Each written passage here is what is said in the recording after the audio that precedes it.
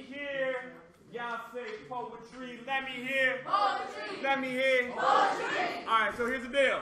Y'all about to get your minds completely blown by some amazing young poets. And to do that, we gotta get ready. That means we're gonna warm up the spot. I wanna welcome y'all to the slam. If y'all feeling like you ready to hear some amazing words, let me hear you make some noise. Now we have an incredible host I'm about to introduce, but before I do, I wanna be what we call the sacrificial poet. That means I'm gonna spit a poem. Hey. So I know a lot of you really well. I'm going to make sure this works because not everybody yells as much as I do. Let's see, here we go. You're going to get it. All right. Does this thing go up and down? Looks like a little fragile. Yeah, I don't like to hold it in my hand, but maybe I'll do that. We'll try them. We'll get our mic situation right. Part of my job. There we go. Part of my job is to make sure our mics are good. Now that one is on. Is there any way to get this one to like move up and down or no? Broken. All right, broken mic stand. So it's okay. The mic stand's gonna do its best. Our poets will overcome. So listen, we're gonna get started soon and quickly. And so what I want to do is a really short piece for you all that requires your participation. That piece is about what's going on in our country. And it's about freedom. It's about staying free. Because that's a hard thing to do. A lot of people say America was never great. The people never been free. I tend to agree. So one of the things I want to do is bring our voices into this space. To say no ban, no wall. We want freedom for us all. Y'all down to say that with me? Yeah. All right, it's going to go like this. I'm going to say it one time and ask you to join me. No ban. No wall, we want freedom for us all. Try that. No ban, no wall, we want freedom for us all. Like you mean it. No ban, come on. No wall, we want freedom for us all. Say that loud. No ban, no wall, we want freedom for us all. Two more times. No ban, no wall, we want freedom for us all. One more real loud. No ban, no wall, we want freedom for us all. I need you to cry, and I need you to mourn, and I need you to think. Forget this, I was born to be free, like a rainstorm, free like the eyes of a lover in love, free like a drum beat picking you up, free like kids when they dance with bliss, free like your lips when you lost in a kiss, free like your dreams when you're deep in your sleep. If you feel that, then you know what I mean. Free like, go ahead, take these words. Free like a big woman feeling her curves. Free like a trans femme feeling their worth. Free like a long day getting out of work. That's right. We were born to be free. Free like a grandma's hug. Free like that air in your lungs. Like a first grade class who could really care less if they fail or pass. Free like that. And free like this. Free like your eyes closed, making this wish to be free like spirit, like no more chains. Free like all of us, feeling no shame. Free like freedom, not playing no games. Free like we like speaking love fluent. When everybody like, nah, he ain't gonna do it. She ain't gonna do it. They ain't gonna do it. They can do it. I mean, free like that. Hell yeah. I mean, free like that. Free like all of us seeing no border. Free like officials who resist these orders of hate. I can hear Dr. King saying freedom can't wait. Freedom can't wait. Let me hear y'all say freedom can't wait. Freedom can't wait. Say freedom can't wait. Freedom can't wait. And ain't no real freedom ever gonna be attained by a policy that leaves our people detained. And you can't claim freedom on just one side of a wall. So if a government of hate tries to make your freedom seem small, you retake the streets and remind the world the only freedom we seek is freedom for us all. Translation.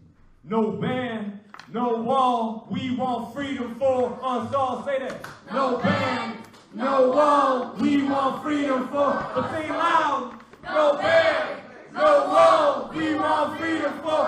One more time. No ban, come on. No wall, we want freedom for us all. Make some noise for yourselves.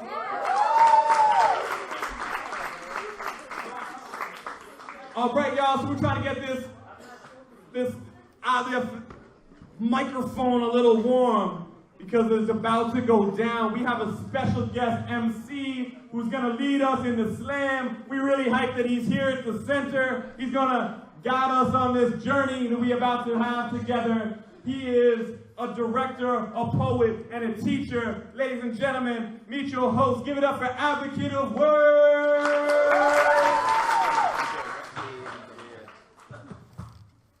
I turn acorns to bombs and play wingman at the barber. Make a motorbike out of bus seats and fly to lands that man don't bother. Slip down slides too narrow for a 6'1" body just for the smiles I barter. All in the day's work of me hoping to become a better father. I got a billion yeses in reserve for when my son asks, "Wanna play with me?" I might let him curse on the low, but he will say please and thank you graciously. Like his pops, he tends to talk a lot and he'll force you to learn how to listen patiently. But don't be alarmed if you see us walking down the street shooting imaginary laser beams. Pachoom, pachoom, pachoom. We like to do that.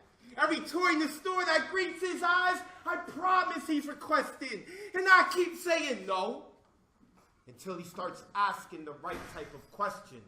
Because I can't always be there to be an immediate intervention. So even in between the Millennium Falcon and Death Star, I sneak in a lesson. I'll be damned if that next Lego set is built by I. Let him throw a tantrum and huff and puff and sit and cry. Let him hold his breath, even put his own finger in his eye. I purchase said item, I'll make him earn it. And after he throws his fit, he'll try. May he learn that people only truly support those who are doing for themselves. And we are all just one lost privilege away from living in a hell. So carry a big stick, but don't knock others' hearts off the shelves. Morals emit rings and karma hears all toll bells. Now, I don't know how anyone at Kingsbridge Heights Community Center sees the role of a parent. The end-all, be-all of raising a kid is not what I'm declaring.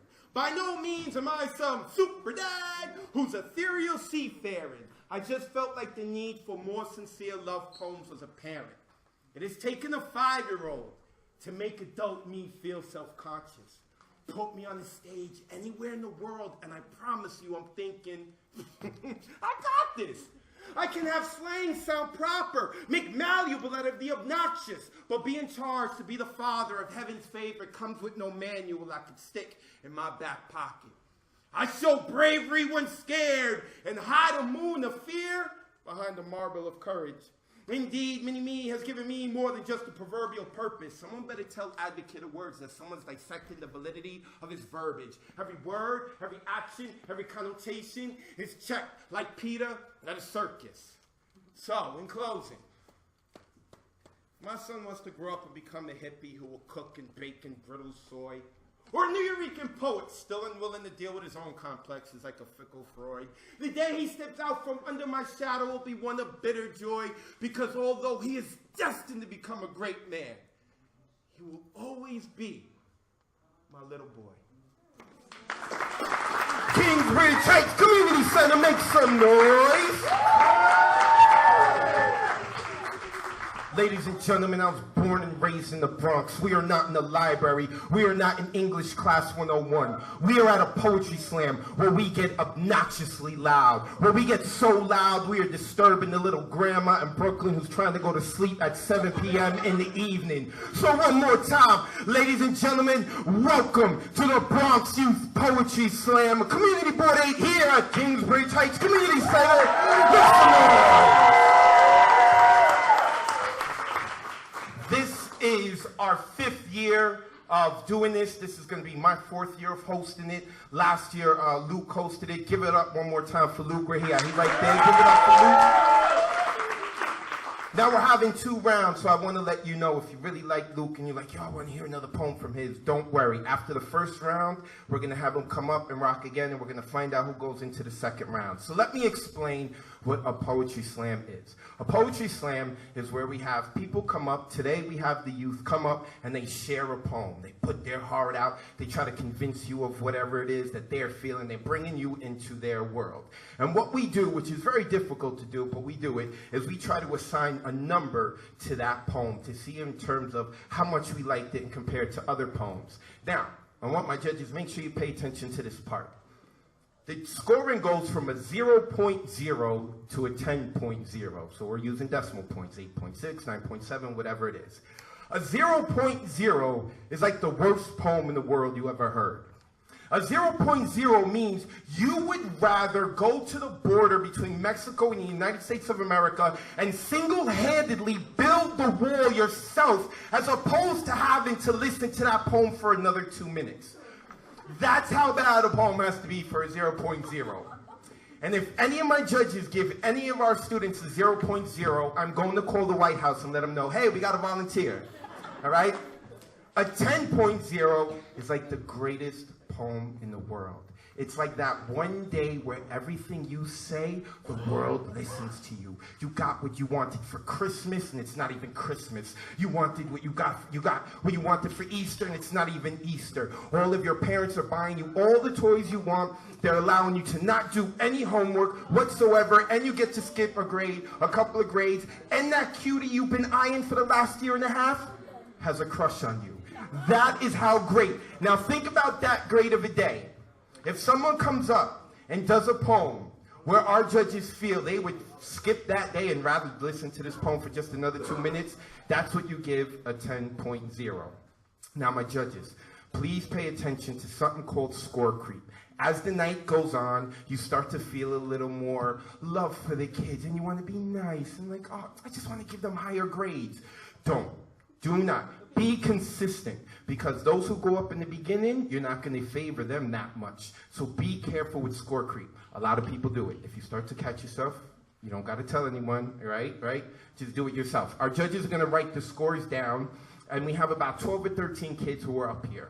The top 5 who get the highest score, we're going to add up all the judges' scores, and that's going to be their score. The people with the top 5 scores are going to move into the second round.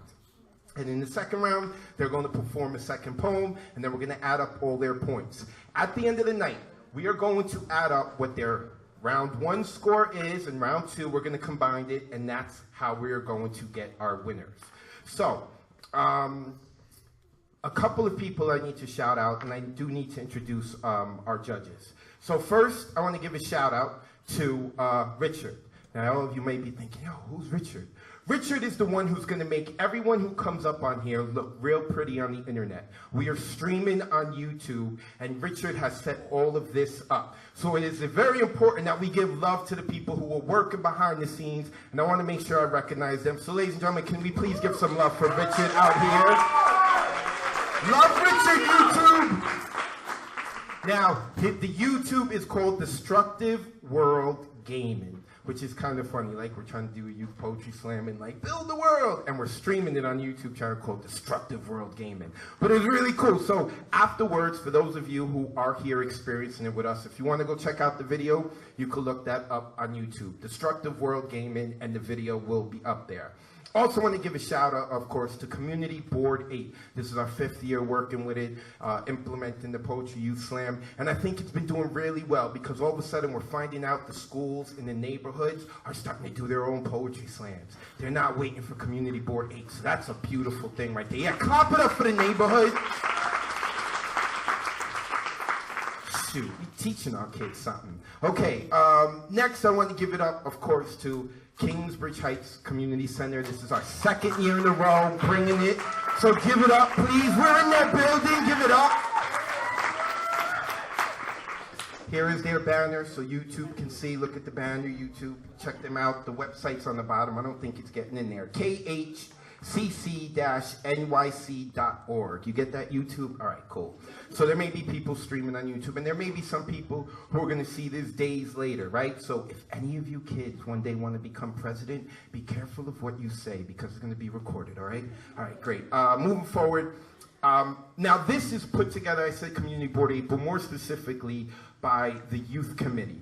And even more specific than that, by the chairman of the youth committee, who year in year out keeps coming out of his pockets like he's a rich man saying, I'm gonna give to the kids, which he's really not. But he comes out because it means that much to him. He is also one of our judges, and wait until you hear what prizes we have to offer. You're gonna love him, and you're gonna wanna be adopted by him. Ladies and gentlemen, please give it up for Lamont Parker. Clap for Lamont. Raise your hand, Lamont. Let him know who you are. Let him know who you are. So I'll let you know, throughout the night, you're going to help me embarrass Lamont because he likes to be behind the scenes and doing the push and doing the great stuff. He doesn't like to be, you know, in the spotlight. So we're going to put the spotlight on him and embarrass him all night. It's going to be beautiful. I'm a bully. I'm from the Bronx. Okay, so he is one of our judges. Another one of our judges is, and if I say your name wrong, I know they told me if I say it wrong, correct me. Tahira. Tahira, ladies and gentlemen, please give it up for Tahira. Rumor has it she is a poet, so make sure that you go speak to her after the show. We are also being joined by Rachel. Ladies and gentlemen, please give her put your hand up, Rachel. That's Rachel. Rachel was so nervous. I've never done this before. I don't want to break anyone's heart. I don't want to mislead anyone. So don't worry about it. We're going to rock out, and they're not even going to know what your score is. So, hey, ruin everyone's score. No, I'm joking. Next, we have coming up, she had to have her arm twisted, and I think her man was in the audience, and he didn't protect her. He was like, no, you're going to go be a judge, right? Is that what happened, right? Or no? That's exactly what happened, right? That was awesome. He was like, put her on the spot. Ladies and gentlemen, please give it up for Monica Robles. Clap for Monica. Put your hand up, Monica. And last but not least, she actually competed in the Slam last year, and the year before that too, right? Or it was just 1 year?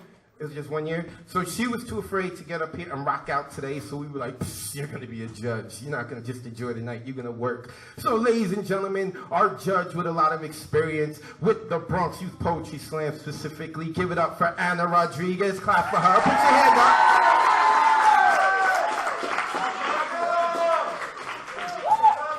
So that's what you do, judges.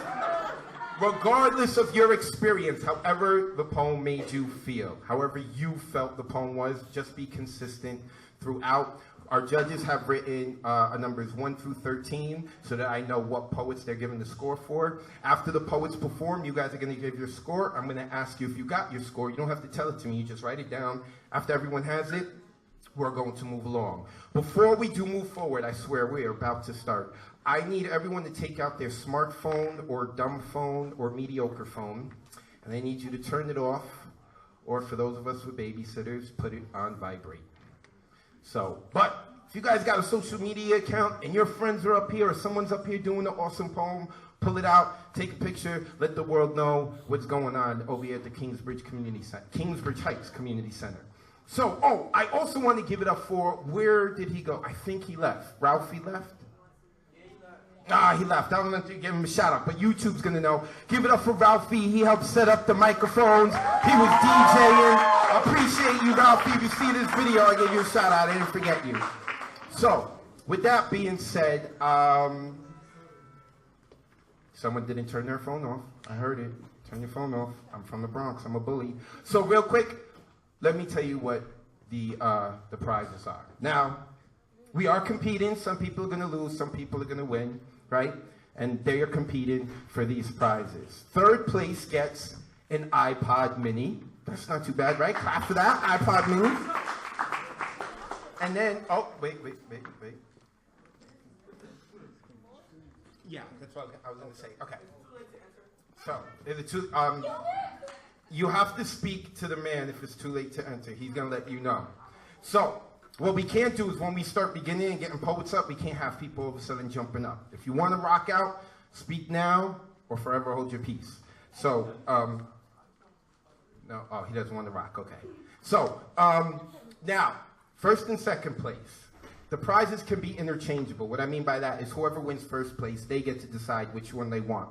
Personally, I'm going to let you know, I think Lamont went way overboard with these prizes, right? Now, whoever wins is going to love this, right? But I think way overboard for this. But he loves doing this. So first place and second place, depending on what first place wants, will either get the Xbox One or a PS4.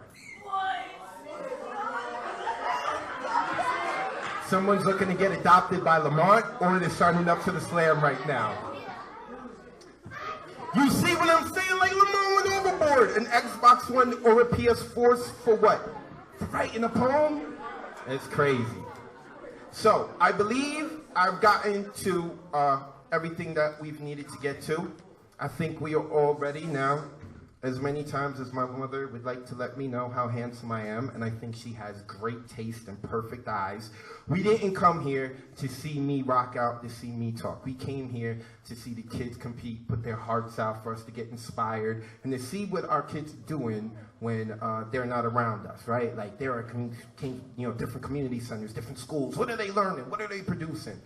Something like this is going to show what they're doing in school. So, without further ado, I got everything, right? Is there anything else I need to mention? No? Perfect. Awesome. So, it's never easy going first, ladies and gentlemen. Never easy going first, right? So make sure you give a large and loud and obnoxious round of applause as we welcome Christian to the stage. Clap!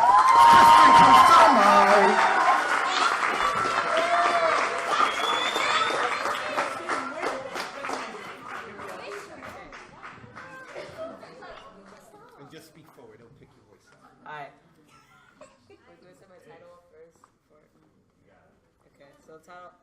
The title of my poem is The Power of Your Melody. Listen in. Come here. Relax. Let everything else fade away. Find it in your heart. The locked, lost lyric. Let it be free as it wishes to be. I know you're anxious. It's okay, you see. You will find it in due time. The key to your melody. It shines so bright, yet sometimes we are so lost we can't see it. You may catch a glimpse of its beautiful light. Disappear it will, but never give up hope. Cross the dark, endless pit. Balance along your tightrope. You can't fall, my dear. You won't fall. Believe in yourself, dear. Give it your all. This is what you must do to find the melody within you. You must be patient. I know it's hard. It must be. Darling, don't worry. I've been there too. Just remember there's a light at the end of the tunnel. You will get through this, strong and true, better than ever before, as you carry the melody out from your heart's core. Others may not like your song. It may hurt, simply seems so wrong. But that's okay, because whether you sing it strong and proud, or young and loud, if it's calm and shy, or it's filled with endless cries, if it's strange and eerie, or if it's bright and cheery, it won't always matter what they think. Another melody will come around, perfect for you. You can't resist the sound. Their melody, perfect for your symphony. How do you know when you have found your melody? I am not one to tell you that. It's different for everyone. But I promise that you will know when you have found it.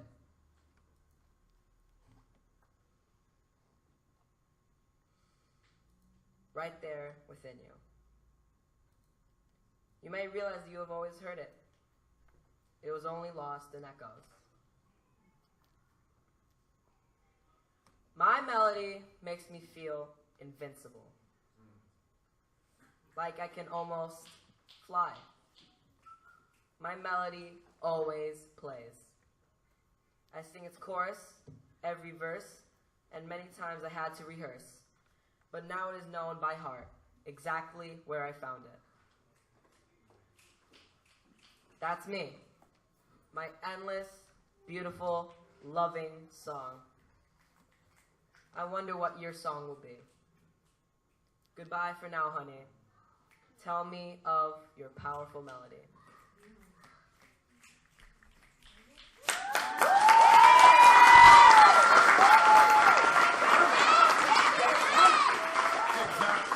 Christian, judges, please write your scores down. Christian has a song in his heart. And because I'm such a geek, I must let you know that the song in my heart is the Star Wars theme. Speaking of which, for those of you who celebrate it with me, may the 4th be with you. Oh, yes! You are a real poet. I don't need to hear anything now. I believe whatever you say. Believe whatever you say. My judges, do we have our scores written down? Everyone's good? Awesome, fantastic. Moving forward, ladies and gentlemen, please welcome Aaron Torres to the microphone. Clap as Aaron comes to the mic. Keep clapping. He's coming. He's coming. He's coming.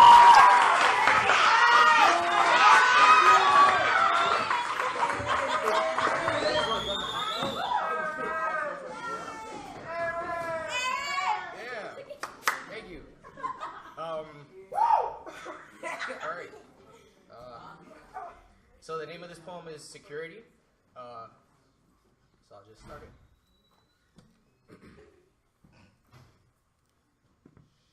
The right thing for me is security, but police brutality blurs that line for me.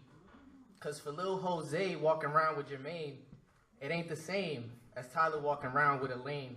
And now I turn on my TV to see my brother slain, and the news try to tell me he was all in the game. They try to use it as justification, but that boy not to blame. Try to use it as an excuse to have his blood sprained and stained on the concrete, gunned down by the police. The same people hired every day to protect me. The same people profiling and speeding up to stop me. The same people my taxes is paying out their salaries.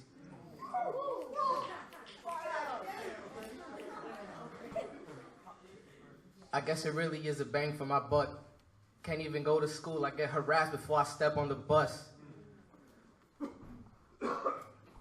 They saying I fit a description. I'm getting questioned for drugs, but all they find is books. Yeah, man, they searching my stuff.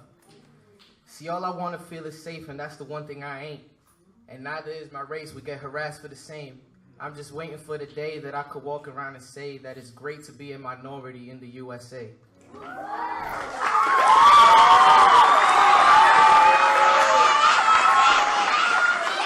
Aaron Torres. Judges, please give Aaron a score. I also want to mention, I like the fact that we're hearing some people snap and they're cheering the poets on, right? Like I said, we are not in English class 101, we're not in the library. So if you hear something you like the poet say, you can either snap or you can scream like a one-syllable word though, right? Like don't try to start a conversation with the poet who's up here. They're doing their poem. But like you like, yes, or even a you go girl, like whatever it is. Like, you know, if you're feeling it, let them know. We're rocking out. This is not your grandmother and grandfather's poetry. So, all my judges good? We got our time. Fantastic. My judges are awesome. They're on point. I love it. So, if there's anyone whose name I say incorrectly, correct me immediately. You're coming up here. You're pouring your heart out. You are to fight for people to know your name and to say it correctly. I'm going to repeat. You are to fight for people to know your name and for them to pronounce it correctly. If I make a mistake, correct me. It's even important for me to say your name right. So, without further ado, Odelia, did I say that right? Yeah, you actually did. Awesome. Ladies and gentlemen, welcome Odelia to the microphone. I'm good. I'm glad I don't have to be corrected now. Enjoy. Hi. This poem is called Suicide Girl, after a poem by Sarah Kay. At the Urban Word Grand Slam at the Apollo Theater, I met Sarah Kay, and I told her that her poetry helped me out of a depressive episode. I didn't tell her that even so, I attempted suicide and was hospitalized. At the Urban Word Grand Slam at the Apollo Theater, a boy did a poem about 13 reasons why, and he had a line about slit wrists, and I started crying so hard I had to leave the room. Because as hard as I try, I will always think of myself as the suicide girl. Because what is a girl but a bright light learning how to bite? And what is a suicide girl but a light forgetting how to claw her way through life? And part of me remains there always on August 3rd when I tried to write a note but couldn't. I opened the Google Doc and left it blank, so I tried to just go. A burst of light, I decided, would follow me like a firework on the 4th of July. I did not realize that a suicide is not a bright light or a firework, but a caged animal clamoring to be let free, sinking its teeth into my arm with deadly accuracy, clawing and biting, letting out strangled moans of longing. And honestly, suicide attempts aren't even like that, because there is no accurate metaphor to describe wanting to die. And what is suicide but a means to an end? The ends justify the means? No, they don't. I remind myself of this all the fucking time, and I still forget it. And part of me remains in that hospital always. Anxious kids and angry kids and lonely kids and scared kids just trying to survive the only way they knew how. And part of me remains in the breakfast room where a girl 2 years older than me roughly groped my chest and said I was pretty for a dyke. Part of me remains in the terror of that moment always, feeling like my body was suddenly, utterly not my own. And this poem has taken me the longest to write. I have written it and rewritten it in the hospital right afterwards, 2 months after, 4 months, 6 months now, 10 months, 1 day, 2 hours, and 22 minutes later. And every time I write this poem, I am still unhappy with it, because poetry is what I reach for when everything crumbles. I've tried it all, and it always seems to come back to poems. I watched movies about suicide, and I pet my cat and screamed into my pillow and sobbed in the shower, and I've rolled in dirt, and I felt the earth on my skin as if that would make me want to feel alive again. I've trembled and shook and cried and screamed, and it always seems to come back to poetry, because poetry is what I reached for when my arm was bandaged up and I still had hospital bracelets on, and I could barely write for 5 minutes without crying, because poetry is writing what you're scared about, and holy shit am I scared right now. Because what is a girl but a bright light learning how to bite? And what is a suicide girl but a light forgetting how to claw her way through life? And what am I but a girl and a suicide girl and a million things in between?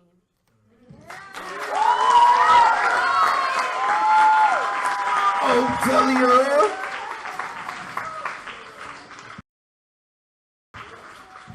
And if there's anyone in the room or anyone watching on YouTube, and the thing that bothered you the most was the swearing in the language, then you got a problem with yourself. That's what I'm saying. So to our judges are good? Awesome. Now that our judges have said that, because I don't want to sway our judges, I want to say this. Some of the best poems in the world, some of the best writing, the best songs, the best works of art is when the artist allows themselves to be vulnerable. And because it's when they say the things that everyone else is afraid to say, that's when everyone's like, that's when they stick to them, right? No one talks about, like, you're not going to connect with someone if they mention something that we all do. Oh, I woke up today. So did I. I've already been through that, right? But we all have our secrets. And when we share something real vulnerable, that's when we connect with people. And I think it takes an incredibly courageous person to do something like that. So one more time, give it up for Adelia, whose name I said properly. Next, come to the microphone, ladies and gentlemen. Welcome Arlene to the mic. Clap as she comes to the mic.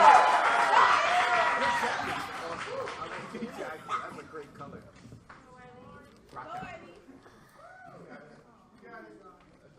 Hi, my name is Arlene Ramos, and my poem is called 11-Year-Old Warrior, and I want to change the world.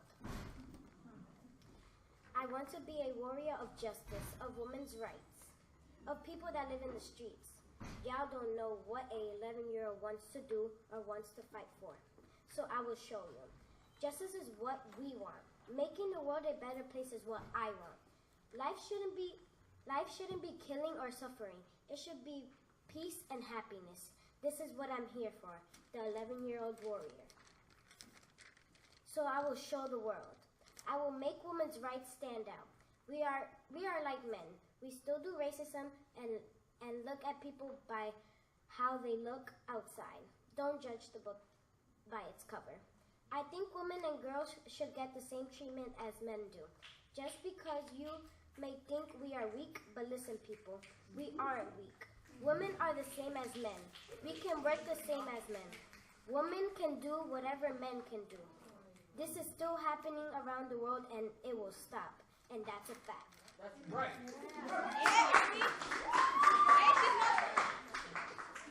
Now listen, this is the most important part. Listen close. We should be thankful to God that we have homes, food, clothes, and family. Let's stay quiet for a moment. Now listen, there's always kids and men and women that are homeless. They don't have food, clothes, or anything that we have.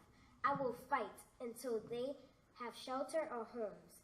I know I'm 11 years old, but this is not fair.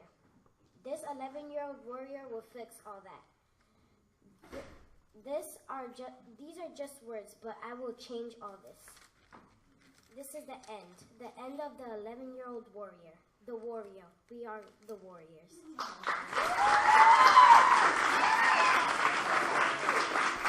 Arlene. Judges, please give her a score. The 11-year-old warrior who's going to become the 12-year-old goddess and control the universe. That's awesome. That's awesome. And like, for real, tell me her like jacket isn't fly. When she came up here, that's why I was like, yo, your jacket looks really good. I like that color scheme. It really does. That's awesome. So, my judges, we're good? Everyone's good? Awesome. Moving on. Next, our fifth competitor. Again, if I say your name wrong, be quick to correct me. Is it Shira? Ladies and gentlemen, welcome Shira to the microphone.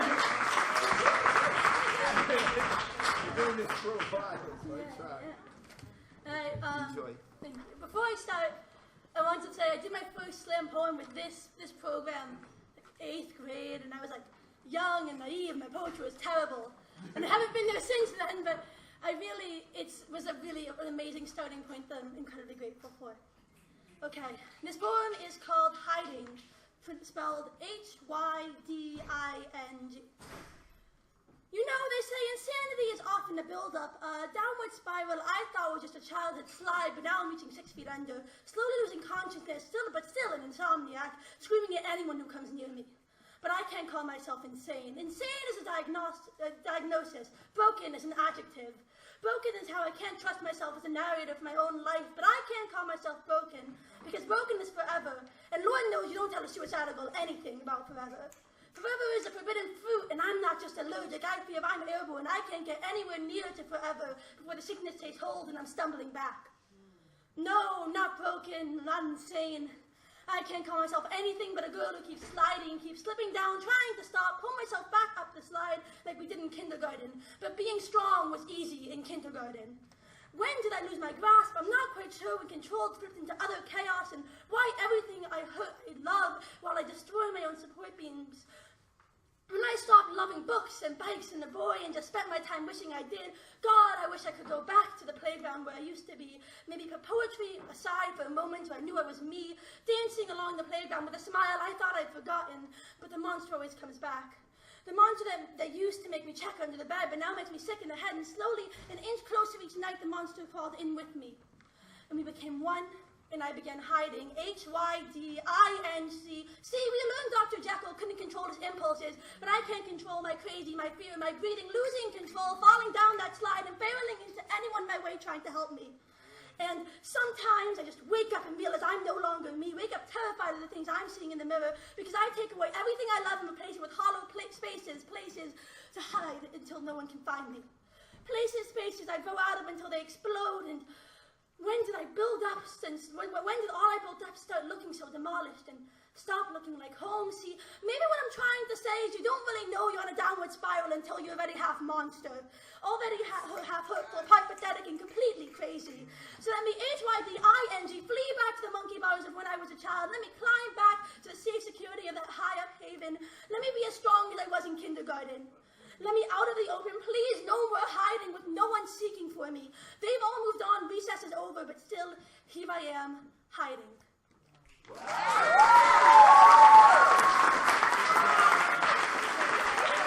Shira. Judges, please give Shira a score. Now, what was that line, Shira? No one knows that they're going down the spiral until they're halfway a monster. Great. I'm going to put it on Twitter and say I wrote that. That was awesome. Thank you. No, I didn't do it. I just thought that was really awesome. Okay, judges, we got our scores? Fantastic. Next, coming up to the microphone, please give it up for Dooley. Did I say it right? Yes, Dooley. Give it up for her. Clap, clap, clap.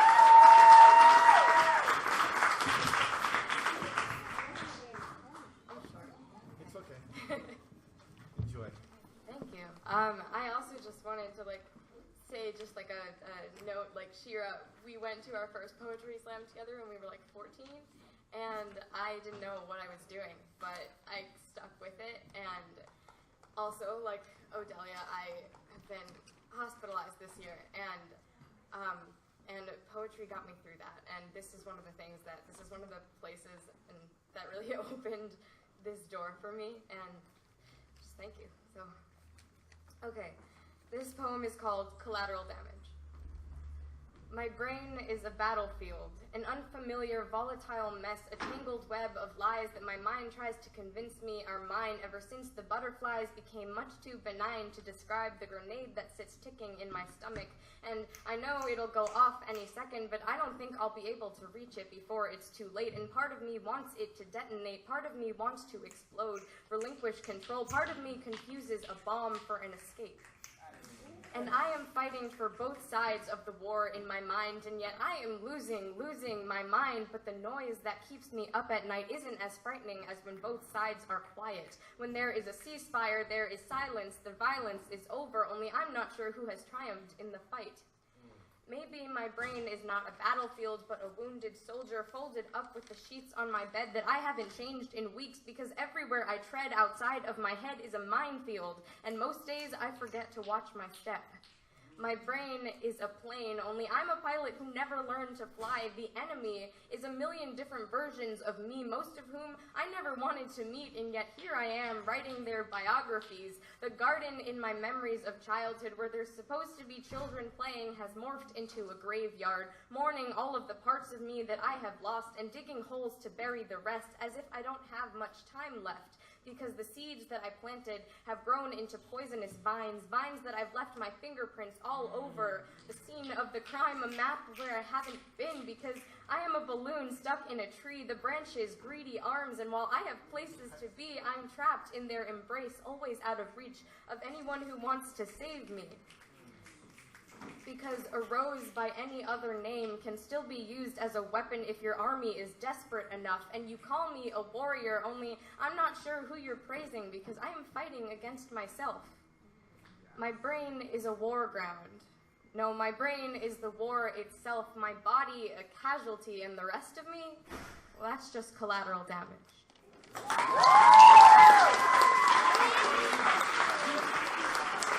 Dooley. Judges, please try to give that a score. You know I don't look too old, but I'm actually 37 years old. And I've been doing this for about, I want to say 15, 16 years. And one of my favorite things to do is to come and listen to the youth, as they call it, the youth. I love to listen to their poetry because they are so much more given than a lot of adults. There's something that happens to adults that when we grow up, all of a sudden it's like our facade, our avatar, and still at the young age, the kids haven't fully built that. They probably will, unfortunately. They're gonna be like us. But I love coming because it reminds me why I enjoy doing this. The adults can ruin so many things. So I wanna say props to Dooley for that poem, and props to all the poets we have seen so far. Give it up for all of them, please. That's right, the poet expert says, forget the adults, let's listen to kids' poetry. So, all of my judges are ready? Awesome. Chelsea to the microphone. Clap as Chelsea Banks comes to the mic. There we go. Enjoy. All right, so the poem that I'm going to be reading is called Dears, and it is type like a letter to my family members. So, yeah. My grandma suffered trying to take care of the family. We was a headache. God was a partner in crime that hold her when she was trying to survive. She trying not to cry, but every time she broke down, we helped out around the house. My mama was 20 when she had me. Her first angel was born. She never let go of her baby. She loved me. Daddy was 20. Whoa. I'm gonna start over. I'm like, yo, bear with me. I'm like nervous, alright? I don't actually do nervous.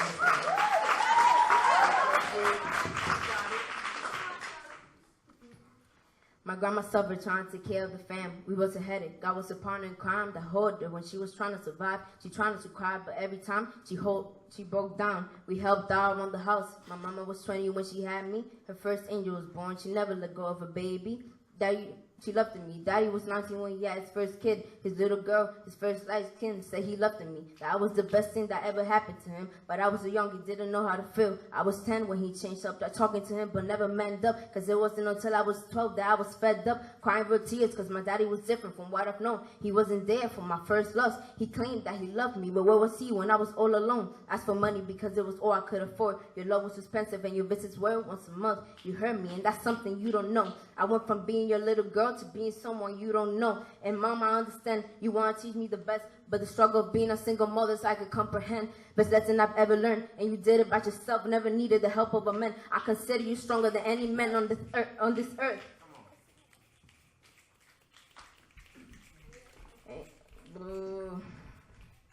So thank you for taking care of two wonderful girls, and I'm my role model. I thank you for never putting your part in front, for loving me even when I was doing wrong. And I know life gave you headaches, especially when Pop was gone, but you hold on because of us. You showed me that in life you had to be strong, and tough comes along, but I should, yo.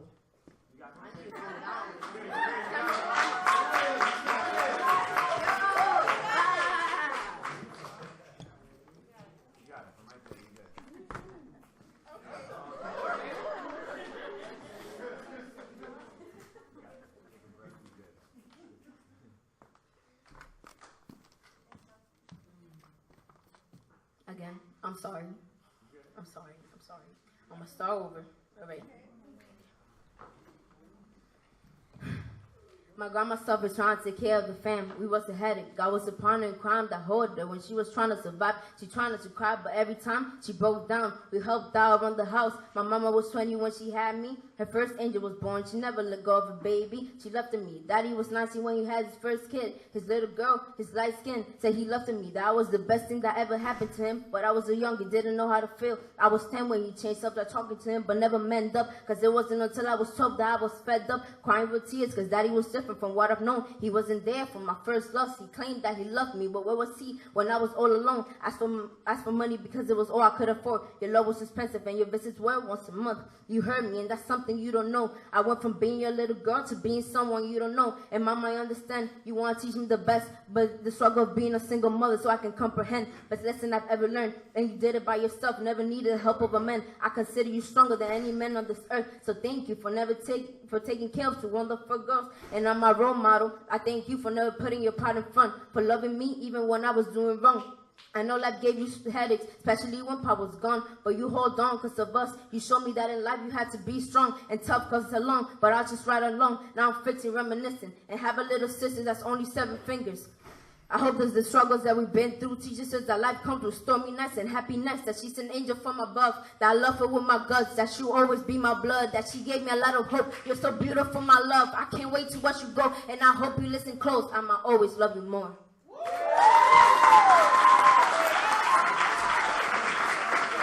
Chelsea Banks. Chelsea, is mom in the building? Chelsea, is mom in the building? No. All right, then you have to go to Destructive World Gaming on YouTube to show her. Hi, Mom. Your daughter just rocked out. All right? Make sure you go and send it to her. One more time, give it up for Chelsea. My judges, we got our scores. Everyone's good? Fantastic. Next, coming up, give it up for Jackie. Clap as Jackie comes to the microphone. Keep clapping. She's almost here. She's almost here.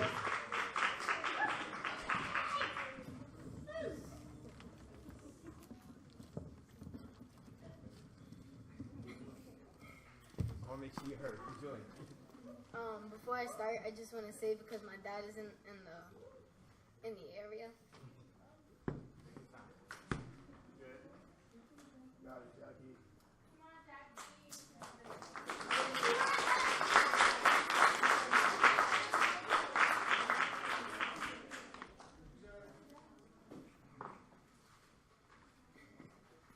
I just want to tell you, please don't be mad at me.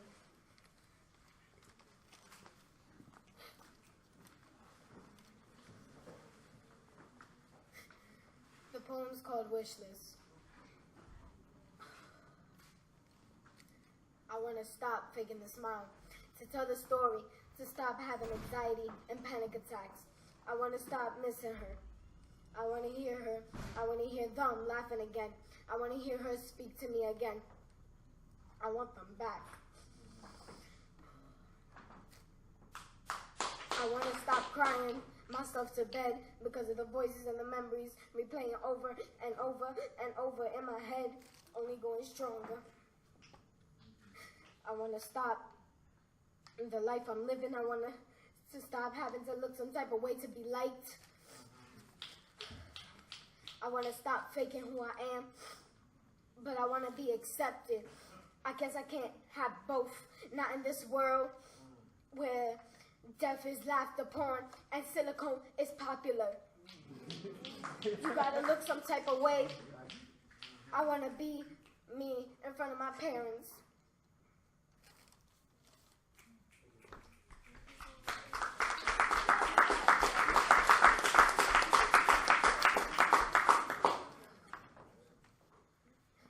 Whether it's emo, tomboy, straight, lesbian, bisexual, happy or sad, I just want to be me. I just want to be the girl I always wanted to be. Instead of wearing this costume I got from anxiety. I like that a lot. I want them back, all of them. Instead of going through pain every day, I want to see her.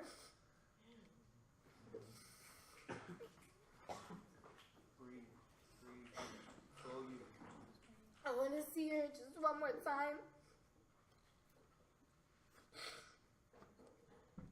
I need to, because I know that inside I'm dying, holding back the tears from the pain of loneliness, and I can't let nobody in. Because once they're there, they're done for, they're cursed. I want to be able to love and not no fake shit. I don't want, no, not that. I want some real love. Because right now that crap seems to be long gone. Bringing with the people who passed or moved to another world.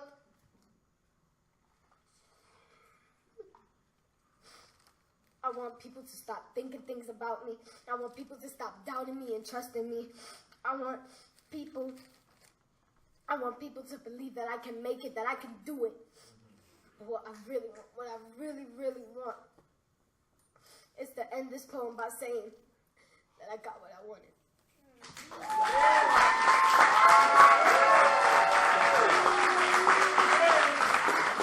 Jackie.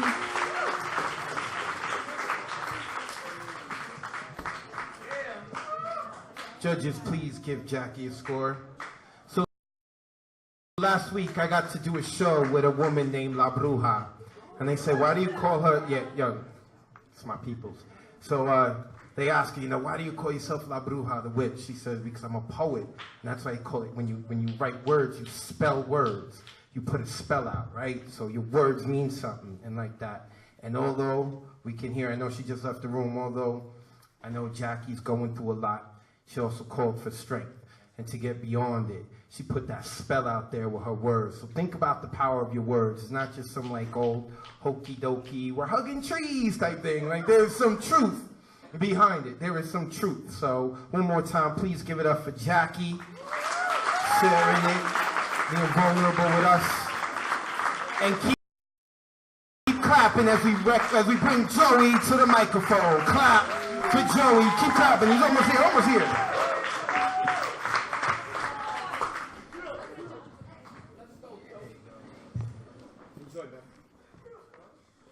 All right. This is called Surrender, or How a Jew Prays. The only time I ever noticed my ankles is when I pray the standing prayer shoeless. I didn't remember them being that big, these awkward hills of bone, an uncomfortable reminder of a part of myself I so rarely think about, an acute and unwelcome awareness. Or how about the curvature of my neck when I bow, perhaps a swan, perhaps on the chopping block, I don't expect any meaning beyond that, or want it, honestly. All I want is to be a marionette for however many God-forsaken hours I pray each day. Is that too much to ask? Hanging off comfortable strings once more, surrendering bodily to ritual, or phylacteries, leather strings restricting circulation in that odd, euphoric way. A snake tightened around my forearm with hissing words recorded, confined, boxed in, even the syllables that flow from my mouth shaped, not said, barely of my own volition, like a dollar store speak and spell in the hands of a child who doesn't know how to use it. And that's probably where I'm at for the foreseeable infinity, if I'm even in that general vicinity, that neighborhood of practice versus practicality, where I'll just be going through the motions, but I won't mind.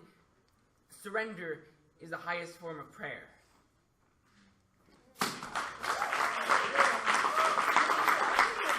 Give it up for Joey.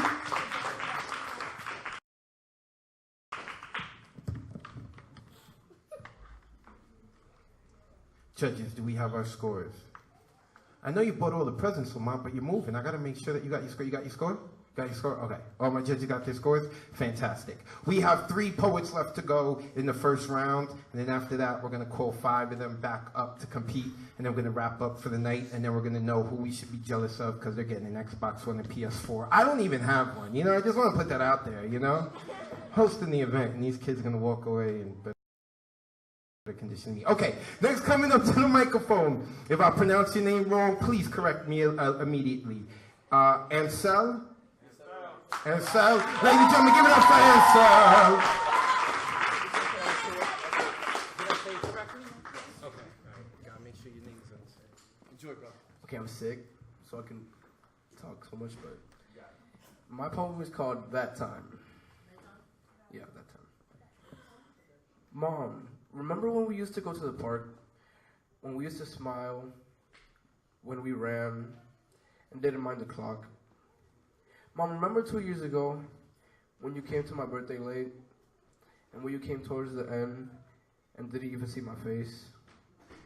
Dad, remember that day when we used to laugh, watching TV and playing Monopoly? And now all that joy has crashed. Dad, remember that time when you hurt me? When you bruised my arm, scratched my arm, and put a curse on me? And when Mom or Dad say sorry, I don't trust. Because their lies lead me to believe they're untrustworthy. But yet I still do. I still love. Mom, Dad, I'll say everything in my head. First things first, you say that you love me, but what kind of love doesn't understand the other people's feelings? Doesn't care what people have to say. Doesn't care what it affects. Doesn't care what affects its actions do. Makes excuses to not to reward people and kill hopes to make it worse. Second thing is second, don't you think what I can be? I can be from deep in the sea to up in space. But only if you help me, if you support, if you listen, and if you truly love. Then I can be free, I can win, I can be confident, I can see the colors that I've never seen, and my dreams of being golden and on top will become a reality. I can emerge from the darkness, bounce back from the failure, rise from the fallen, and open my brain and soul. With you on my side and your support, I can become, transform, mutate into anything. And loved ones, remember that time when I was bleeding a lot and you saved me from death? Because of that, I know it's time, the time, to change. Stronger than anything, to protect and save and love, not for reason, but for cause. And hope, and people will think I'm crazy, mental, and weird, and I am. But just remember that you forgot one thing, that I will always, infinitely, be spontaneous, unstable, and grounded because of that time that I found her that kept me there.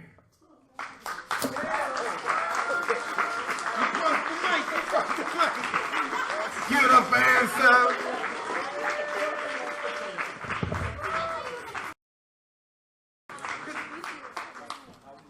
This poem broke the mic. All right, judges, we have our scores? Yes? Cool. So, 2 more people coming up. I'm going to fix the mic real quick. Ladies and gentlemen, please welcome John to the microphone. Clap as John comes to the mic. One more after him. One more poet after him.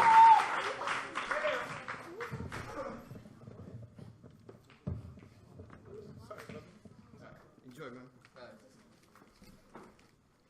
So my name is John, and the title of my poem is called "Let's Make the World Ours." You could be anywhere right now, but you're in front of me, so listen. I'm gonna start off real smooth, but stop hard with a quick finish. The world we live in was never ours to begin with, but it's the only world we have, now isn't it? But is that even true, since the world's favorite pastime is the art of killing? But from the beginning, we prospered because we worked together. But now, you won't blink an eye if someone isn't a bird from the same feather. Instead, with our smartphones and phones, we keep a screen in our face. This is one reason why we departed as the human race. We idolize people we never met face to face. We see them on screens. In the blink of an eye, we see them as kings. Making us buy stuff they say we need when we don't need it. Yet every day, we always buy stuff we say we need. And you always say that to yourself, making you a hypocrite. But what we do need, water, food, land, it's all owned by corporations. And they want you to think that you are important already, that you already made change. They want you to believe that you are already free, which is an illusion. But the way that they present it to you they make sure that you don't start thinking it's all just a big delusion. We are all blinded by what we try to grab and what we want, yet we can't reach. That's why we keep wanting more and more from our earth. That's why humans are now the biggest leech. But we, the humans, yes, we can still change. But now we have to start thinking for ourselves with our own heart and our own brains. Therefore, the future itself will make itself clear and let us rearrange and make a bright one that everyone who stood up will be covered in fame. Because we don't need politicians in the White House today. We need natural-born leaders here in the USA.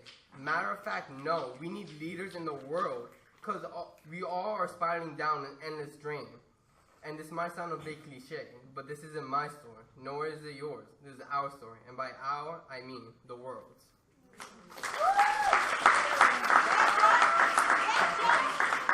Keep giving it up for John. Clap for him.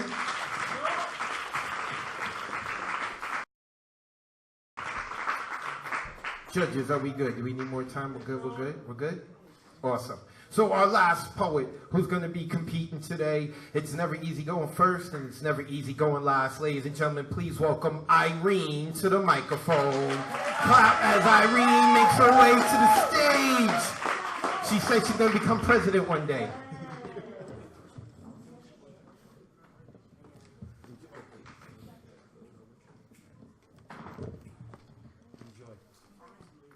So my name's Irene, and my poem's name is Teacher. The name of my poem is Teacher. It's so sad the life we live, where our teachers rather know if we can solve for X when there's an X with no solution. I got a baseline exam the first week I get here, and once again I'm getting judged and my future's predicted. There's no solution to my heart. My brain tugs it and shoots it down as I struggle to get up from bed every morning just to take a test. As I put my foot on the ground, the monster goes, "Stay home, I know you're tired. You're not alone." And it's sad that I trust this monster more than you, even though you introduced yourself as understanding and transparent on the first day of school. But isn't that just things we all do? But this monster in my bed introduced itself the day I met you. One thing about life is it's never fair, and truth is they'll never care because they have a bunch of other students and you're just a glare.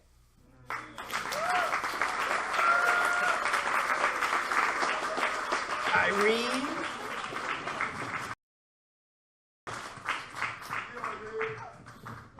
Calling them out. So, judges, do we have the scores for Irene? Everyone has, yes? Lamont, yeah? All right, so this is what we're going to do now.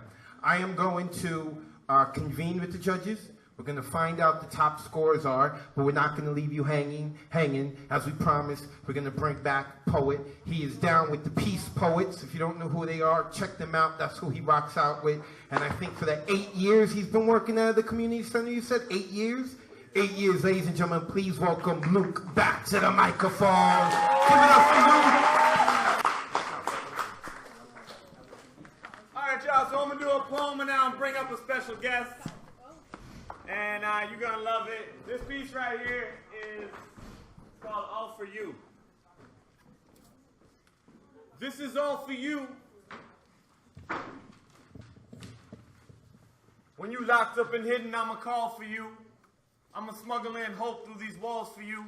You overwhelmed because these prisons too small for you, and there's a world out there and it's all for you. I know, most days all we want to do is bomb, my dude. But this hood full of crack and we falling through. See, we could die, my dude, or we could rise, my dude. It's up to you, but we gotta be deciding soon. And I need you to know I see divine in you. I see God in you. I see a kid who about to beat the odds in you, and it's time. It's time to pull up like sit-ups and finish your bid up. You've been a beginner, it's time to be bigger. Your mind getting fitter, you faster than Twitter. Imagine a world where you were the winner, where you were the writer, where you were the fighter. Imagine New York without no one at Rikers. Imagine the Bronx without no one to fight us. Imagine we righteous.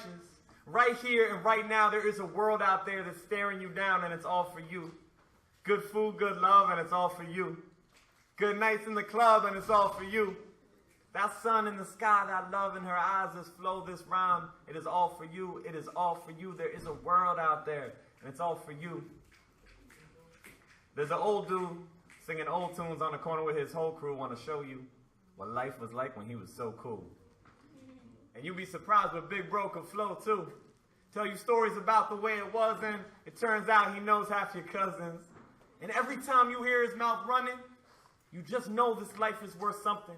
And he out there, he's up one of these blocks, right by the woman with the beautiful locks and the beautiful skin, and she got a pool, she loves to swim, and she can breaststroke, and she can backstroke, and she can freestyle, and that's facts though, because there's whole oceans out there.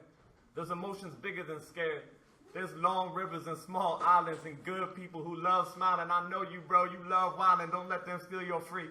Don't let them steal your free. Don't be silent, your free mind is a real ride, because they can't buy it and they can't set it. So when you spit, you rebelling. I'm telling you to survive. What I'm telling you is survive. That real you that can heal you, that you keep buried inside. And that right there, that's real work. When you real mad and you real hurt, you want to burn this shit down, fight back, then love your brother because he's black. Or he is brown. Or he's white, but he's by your side and he's down to fight for your human rights, son. I'm here to ask you to fight. No closed fists and no dumb shit. No, I'm here to ask you to write. And I know I don't know your plight, but I know your soul's full of light.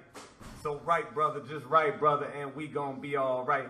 Because there's rooftops and there's sunsets. There's smart people and dumb texts. There's some regrets that are just worth it. There's real sweat from real working. There is satisfaction in love and action and hands to heal all the hurting. There's late nights full of laughter and then daydreaming about it after. There's books of words you ain't never heard, but you can still learn how to use them. Because there's languages full of fusion. There's clarity and confusion. There's soft skin and there's hot sand. There's long trips across all lands. There's good music and traffic. There's heartbreak and there's havoc. There's some love that's so good, that you'll start believing in magic. And it's tragic when you can't have it. And I get you getting mad at it. But the good news is that y'all cool, because real soon, that's all you, only you can write your song. So write that shit down strong. You know Destiny? She just called for you. She said there is a world out there, and it is all for you.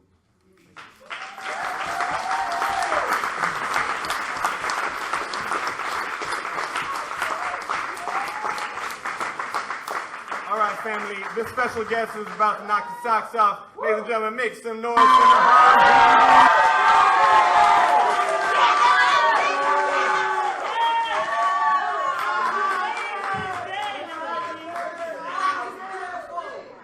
Hi, guys. Stay black.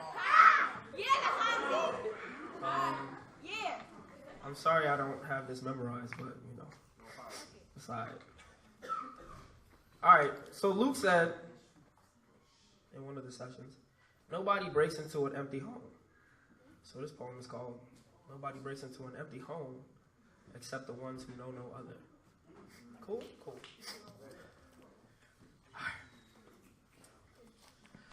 Her skin's like frozen leather, and the teeth she still has left are still coated in gold and brushed with coal. Her hair still matted like the mold on the wall. She's 21 years old, but shriveled like a premature baby. You can't come in through the front door. You can get in through the side where the dealers go to smoke their Senate cars, because they're the only ones still conscious enough to know that they need sunlight every now and then. She's asleep right now on the floor, in the curtain they use for the window, but they boarded up. They don't need it. And she doesn't know or care. She doesn't know, care, nor would she know if you told her that today she'll be high for the last time, because when the cops come in, she'll be standing. Oh, my fault. Let me back up. Because when the cops come in, she'll be standing. She'll be shocked, she'll be shocked, and damn! I'm gonna run it back. That was like the climax, and I ruined it, but it's okay. She's asleep right now on the floor, in the curtain that they use for the window, but they're boarded up, they don't need it. And she doesn't nor care, nor would she care if you told her that today she'll be high for the last time. Because when the cops come in, she'll be standing. She'll be shocked, she'll be shot, and she won't even make it to the news, nor a funeral, because it already happened. And she already happened. There you go.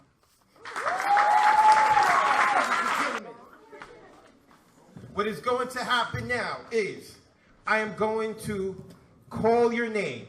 If I call your name, you need to let me know if you have a second poem.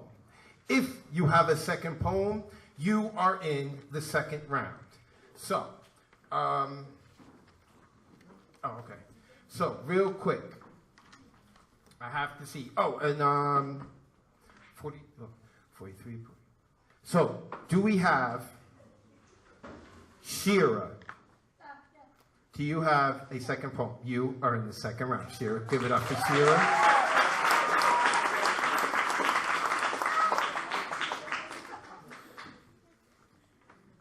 Dooley, do you have a second poem? You are in the second round. Give it up for Dooley.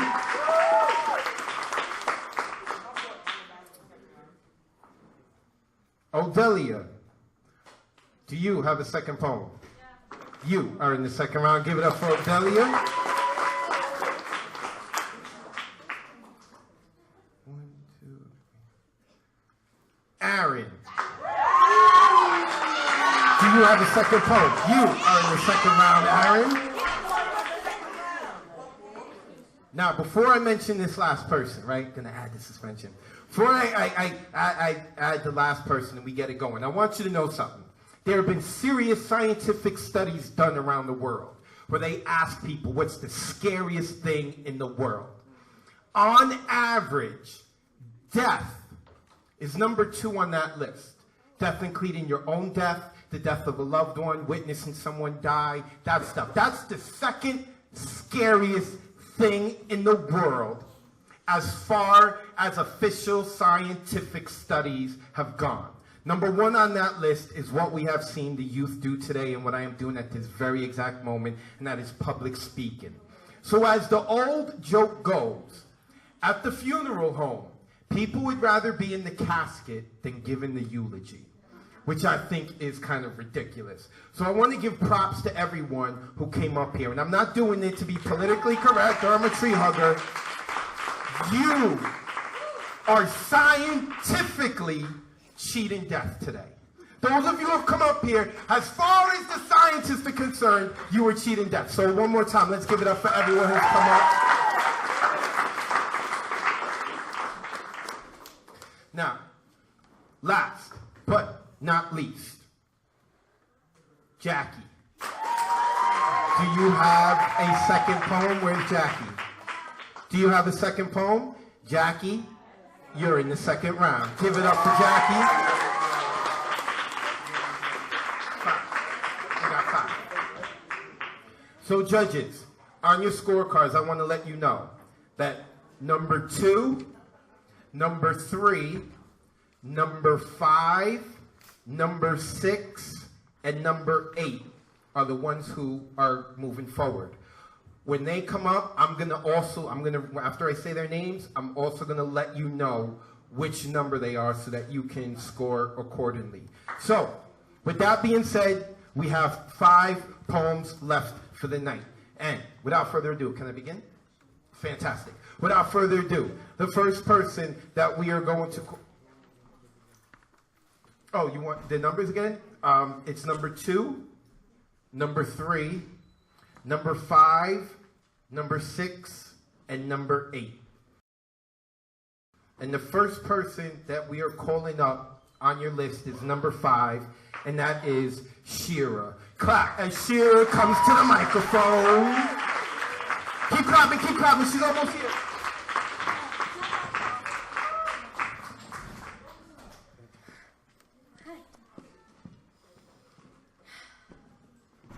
Let me write you something you've never heard, a tale you've never told, and a story that won't be simulated. And maybe in that one perfect, precise moment, you and I will see each other completely in the reflections of each other's eyes.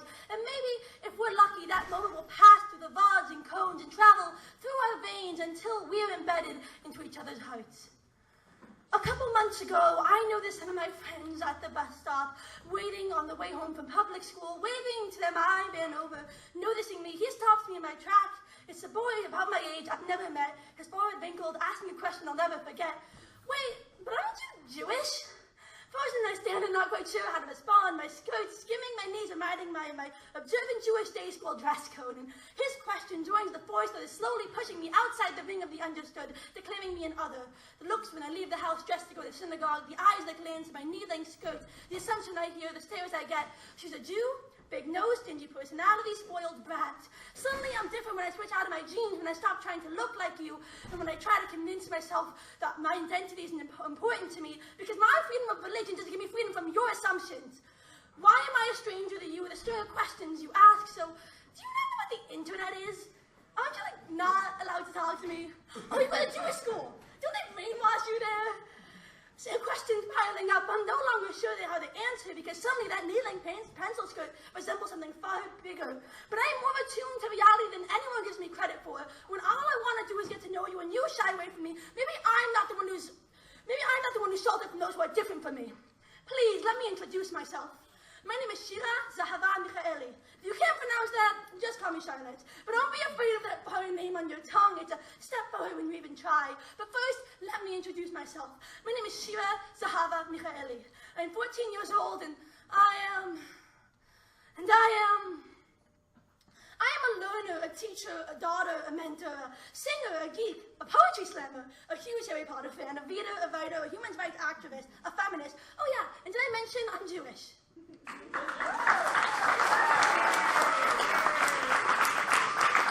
That was Shira. Judges, please put your scores down. We're going to try to move a little quicker through this. And I also wanted to let you know that I was informed that we can have a 6th competitor in the 2nd round. So, with that being said, I have to ask is Christian still here? Christian, do you have a 2nd poem? You have a 2nd poem? Then you're in the 2nd round, brother. All my judges wrote their scores. We're bringing next to the stage, give it up for Odelia. Clap as Odelia comes to the mic. Christian is number 1. Right now, Odelia's up. She is 3 for the judges. Number 3 is up here right now.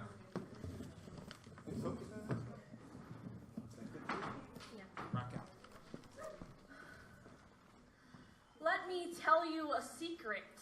I'm a monster. On Halloween, when everyone dresses up as ghosts and witches and devils, I feel at home because it's the only time we're monochrome, the only time I feel the same instead of being the only one of ill fame. When little girls dress up as witches, I remember that when they were hunting witches during the Salem witch trials, they burnt monsters like me. Only we weren't good enough to burn, so we lit the fires for the witches, piled up body over body, just a splinter in the crucifix. We were bundles of sticks, faggots. I am burnt at the stake, smoke rising to my creator, my shaved head lighting up in flame. My body is a homemade incinerator, nobody remembers a faggot's name. If I shake while saying this, I'm just thinking about how as a gay woman I'd be burned for 2 different things during the Salem witch trials, and that scares me like tally marks in a secret book next to my name, as if my sins are present to everyone in this room. as if my sins are present to everyone in this room. In 10th grade Bible class, a boy said that being gay meant that God made a mistake. And in that moment, I felt my heart break. I felt forsaken, as if God had left me and my ache utterly alone. The scars that litter my arms are reminders of times when I felt as if sickness was licking into my veins, quickly sticking to my bones. A scar for each time my grandmother asked me if I have a boyfriend. A scar for each time I read the Bible verse that forbids homosexual sex. And an angry, red, healing scar for when my dad told me I was lying about being gay. Let me tell you a secret. I'm a monster, the shaved sides of my head like Frankenstein's bolts, my clothes too boyish like the boogeyman's rags.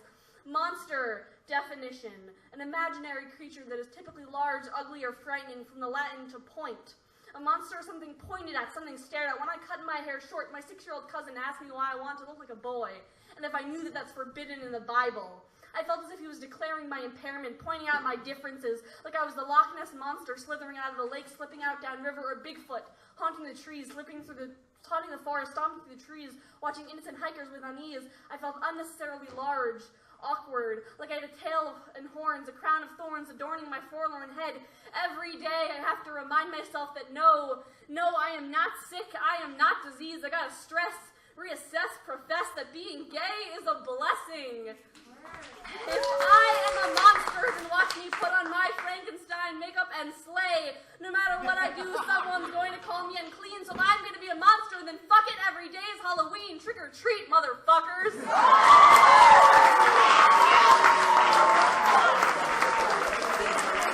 Odelia.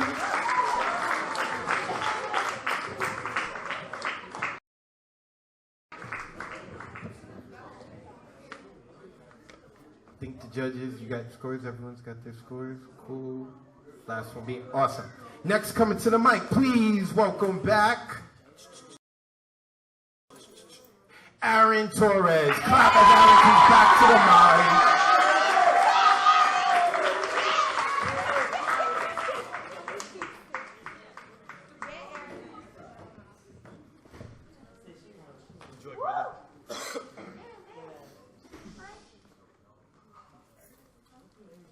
So, I'm from the South Bronx, as some of you know. And being from the South Bronx, I've seen a lot. Like, I've known a lot of people, and I've seen what works, what doesn't work, what's a sustainable life, and what's not a sustainable life. So, I wrote a little piece about it. It's a 2-part piece.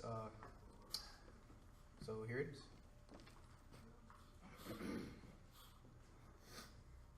Sorry, I don't have it memorized.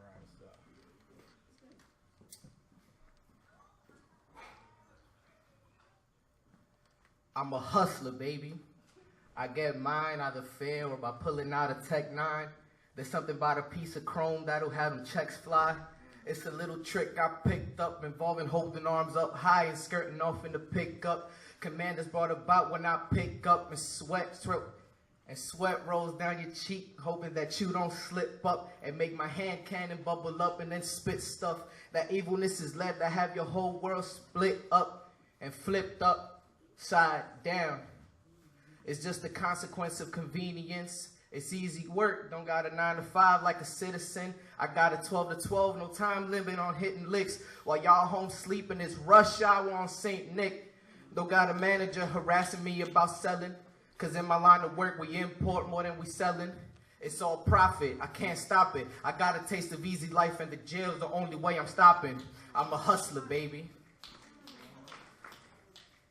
But that ain't the life for me. You see, I just want to be free like I'm locked in a jail cell. Like bags on my head, cut off head, killing brain cells. Ain't no freedom in this world for me. How I'm supposed to soar if I don't really feel free? No band, no wall, that's the tale I tell. You can't pollute social thinking with ideas from hell. Cause hell, they ain't my people, man, but I don't trip. I got my own problems, man. I could be in jail for a zip. But thank God I'm not. Cause I work hard for my spot, and I just want a shot of freedom, man. My gun been cocked, and I'm just waiting till the safety off. I hope my piece don't jam, cause when I let it spray, I call it freedom blam. See, I just want to be free like I'm locked in a jail cell. 19 years old, the nigga still haven't made bail. Thank you. Aaron Torres.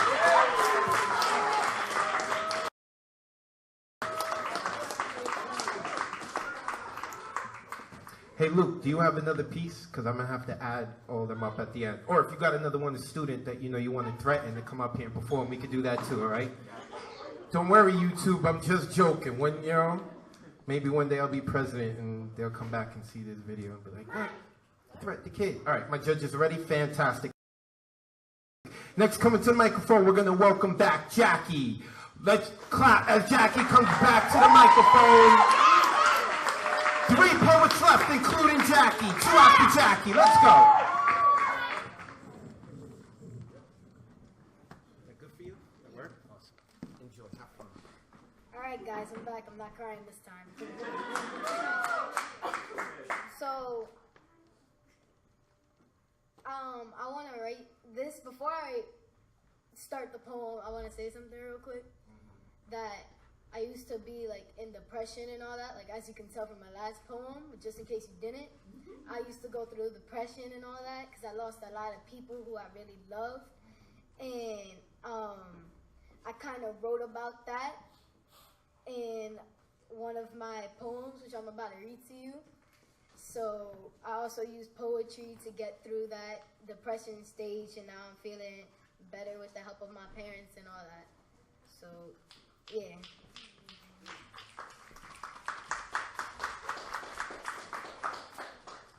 The poem's called The Living Nightmare. What would you do if you lived in your nightmare? Where all your fears came true, all at once. How would you feel? How would you act? Well, I could tell you what I would do, how I would act. I would chain myself because I know what I'm capable of doing. Or Molly what she's able to do. Yeah, the monster that lives inside my head. I would lock myself away and the walls start to close in. On top of people start pouring in. I can't do anything. I can't say a word. My mouth stitched closed, brain filling with thoughts. Things that I should say, but I didn't.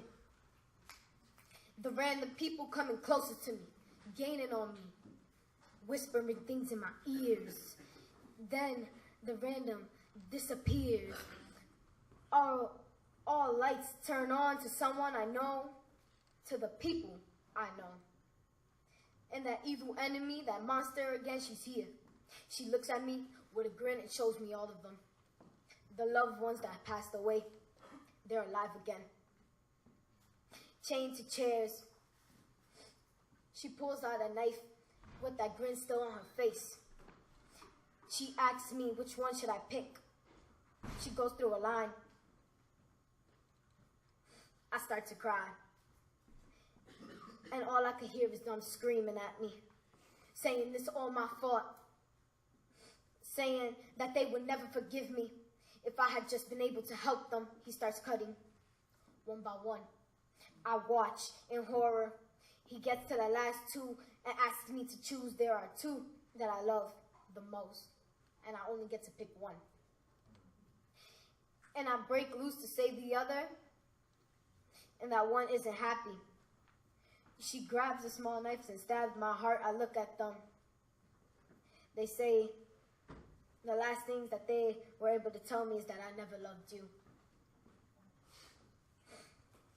We stare at each other and bugs start to crawl on my face, tears coming down, knowing that she's the last face I ever seen.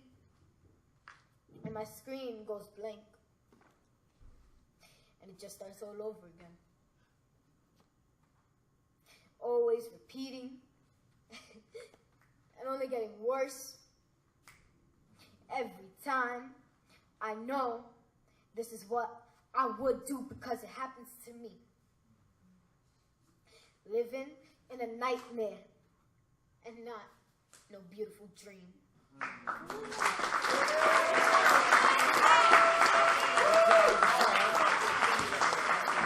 Jackie.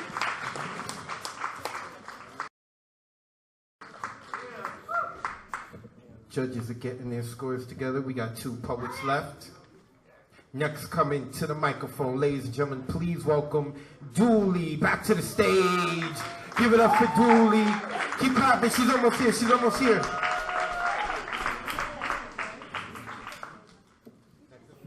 Yeah. Thank you. Okay. Hi.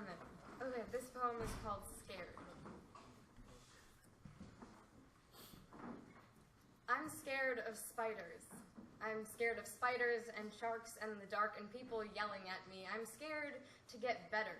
When you get better, the only way to go is down, but a spinning top can't fall off the ground, and there is no sound quieter than silence. And maybe I'm scared of trying, because what am I left with when tries turn out to be lies, and I can no longer hold on to the hope that flies so far above my head, so high that my eyes can no longer follow? Because a frown turned upside down is more like a grimace than a smile, and all the while you told me to look on the bright side. But there is no light at the end of the tunnel when you're blind, or if there is, I can't see it. I heard yells and wondered who was in control as I fell further down the rabbit hole of doubt that I've grown so accustomed to. The familiar lack of sight or absence of light, I can't tell the difference at night. I tried going through the looking glass, but anyway, who's to say the grass is any greener on the other side of the mirror? I'm scared, because now that you care, I have something and everything to lose. Can't you understand that I'm bound to disappoint you? I learned from Robert Frost that nothing gold can stay, nothing sweet can last. I always eat candy too fast, so you see. Being sweet only guarantees that I'll lose you too fast. My thoughts race too fast, and I cough up dust because I can't remember the last time I was able to catch up. It's never been solid ground on which I stand, and I'm no Alice in Wonderland, though sometimes I feel as if I've outgrown these four walls, and yet sometimes I feel much too small under this glass ceiling so tall, only I'm so fragile, I must be the one made of glass. Hairline fractures snaking up my wrist, clenched fists, a scar for every time I couldn't control this. This cracked glass cruelly keeps me trapped on my side of the mirror, forced to watch my reflection die. If only I could stop looking my reflection in the eye, I imagine I'd see this girl. There's this girl who carries the weight of the world in her backpack. There's this girl who trips over her own 2 feet and her insecurities. There's this girl who prays, and the night before her birthday, she asked if maybe she could have a good day. There's this girl whose brain said, "Ha-ha, screw you, buddy," and there's this girl who wasn't surprised. There's this girl who's scared to love because her dad is a rabbi and she doesn't know if he'd come to her wedding if she married another girl. There's this girl who can't sit still and is mentally ill, but there's this girl who refuses to let that define her. There's this girl who is so much more than a label, more than a diagnosis, a prescription. There's more to this girl than a chemical imbalance. There's this girl who is everything in between, who craves normalcy, hopes up, hopes down, hopes crushed. Encouragement turns to apologies, and I apologize for not being enough. I'm sorry. But I worry about becoming the sidekick in my own story. You see, there's this girl who pretends to like Jane Austen more than she actually does to impress pretty girls. There's this girl who doesn't always have control over her thoughts, but when her hands don't shake too much, she writes thank you notes and love poems. There's this girl who's scared of starting things and not being able to finish them, but maybe she'll face her fear and end this poem in the middle of there's this girl who is much too scared to leave out the last word. Nice.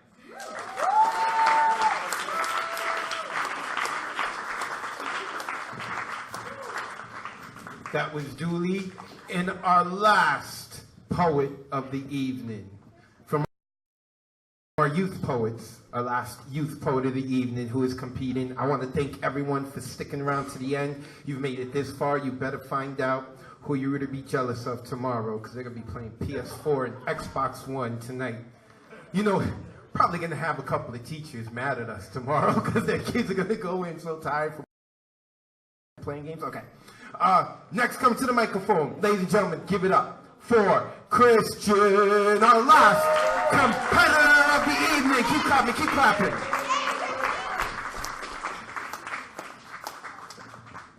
Hello again.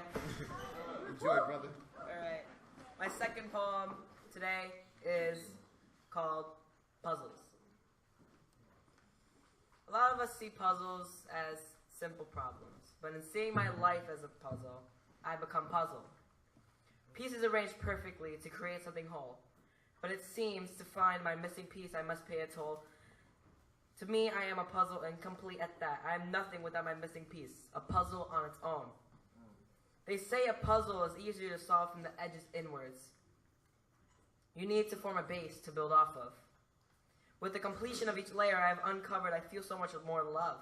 Funny, the last missing piece is dead center. The last piece isn't really missing. I know exactly where it is, but every time I try to place it, my hand ceases to a stop. The piece has a mind of its own, and I'm not one of its pieces. Puzzling, I know. The point of a puzzle is to leave you puzzled. One day you will see that some puzzles come with a piece short, and you are left to live with it. Or maybe the hole at the center of your puzzle will change shape, finding that your one piece short is actually a 4-piece mess that you must sort. It seems that you are given one puzzle, only one life to live. But lives cross over, puzzles change, until it isn't only your puzzle anymore.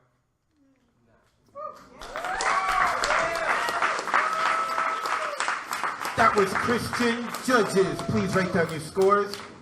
And tonight, I know that we're celebrating the youth poets and they are the focus, but I do want to recognize, I want it to be recognized that there are some professional poets out there who travel and who teach. And not only do we work with the kids with education and English and grammar, being creative and all that, we deal with a lot of their emotions. And as a poet ourselves, sharing our emotions with a poem is tough. And then having to do it with a bunch of kids who you can't protect, who you were saying, come out into the danger zone, share all that hurts. It's tough, and it is a lot on our shoulders. And I say all of this because as I go and I'm going to start to count all the scores, we're bringing a gentleman back up who does exactly that, who writes his own work, who travels around, who has performed in front of dozens and hundreds or maybe even thousands of people, I don't know. And he has rocked out, and he has also spent the better part of the last decade, if not more, working with the kids and bringing them out into the danger zone and showing them that they can be brave. And he's going to come bless the mic for the last time tonight. Ladies and gentlemen, please help me welcome Luke back to the stage. Give it up for Luke, y'all.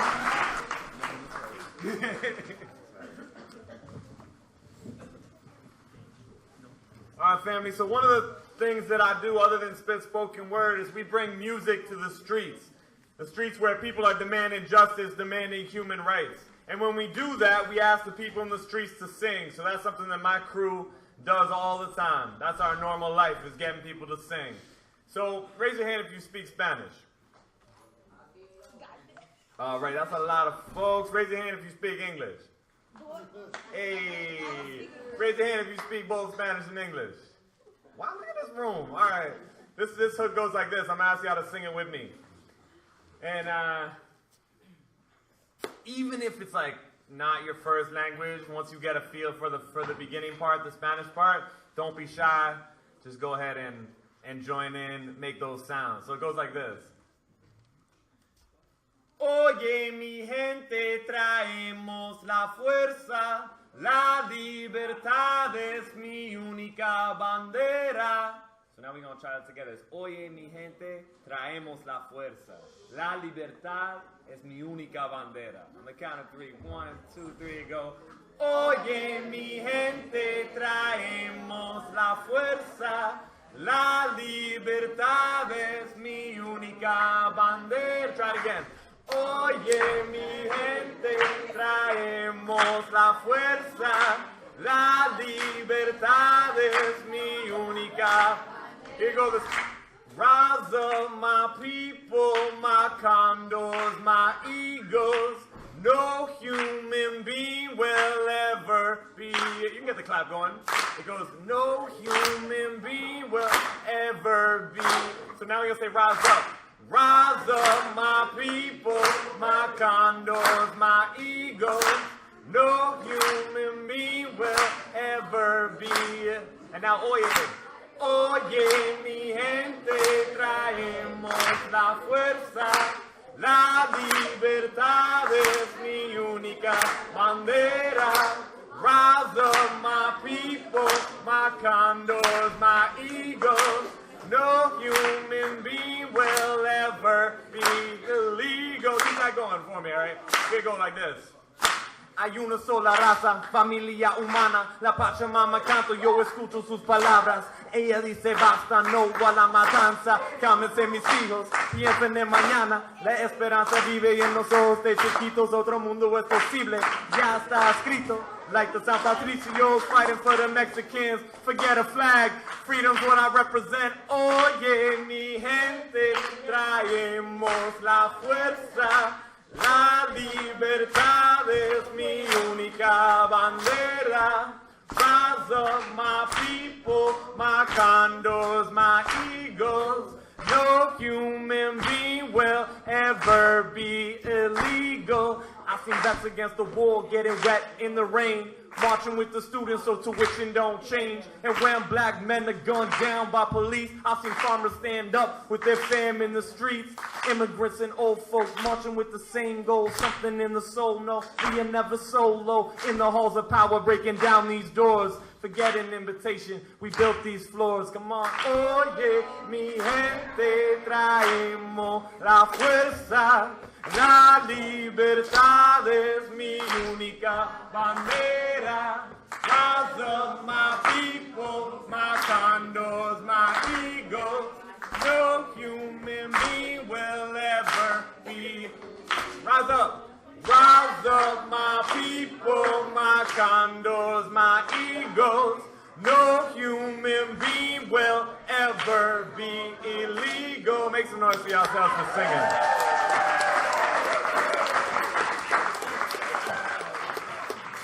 All right, that was pretty good. That was pretty good. So this, I want to hear y'all. I know we did pretty good with the bilingual chant. This one is straight English. And let's see how we do. It goes like this.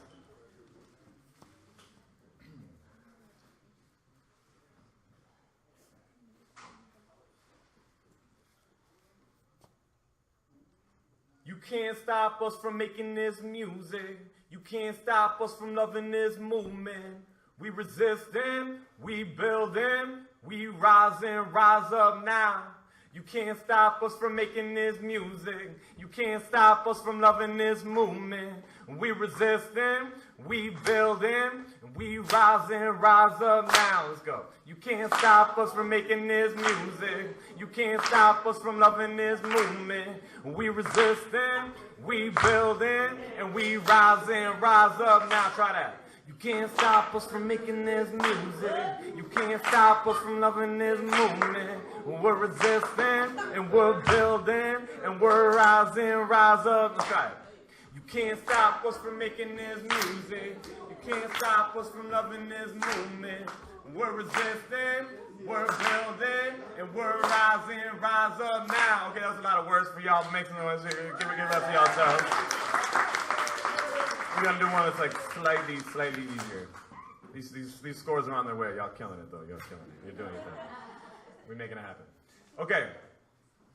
I actually would love to do a poem to celebrate some of the courage that I saw tonight. And it's a poem that some of y'all know I used to do a lot of years ago. It's called True Story, about a girl singing on the D train. And that poem is it's a celebration of courage, right? And we saw a lot of courage. Did y'all get to see some courage tonight? Yeah. Man. Did y'all feel hella inspired? Y'all feel inspired? Raise your hand if you're going to participate in the slam next year because you got mad inspired. I see y'all. There you go. Beautiful. All right, this poem is True Story, about a girl singing on the D train.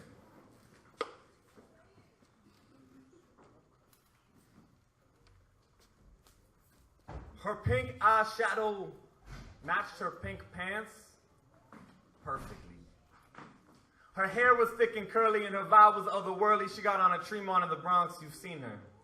She got her headphones on and she's not afraid to sing along. So as the D train laid the track, eyes closed, head back, she parts her lips and starts to rip it a cappella. And I swear to God, her voice could have been the key that freed Nelson Mandela. And if I was from Cali, I would tell her, girl, I'm hella feeling you, but I don't even look at you. Because I'm afraid that if I do, you'll stop singing. And by now, you're bringing light into this underground tunnel, a new kind of life into this concrete jungle. You are bringing back the beauty into this beautiful struggle. So sing, my sister, sing, because yes, it is a struggle. Sing for the sister over there, because I can tell just by her stare, your voice is taking her back to Sunday mornings in the choir.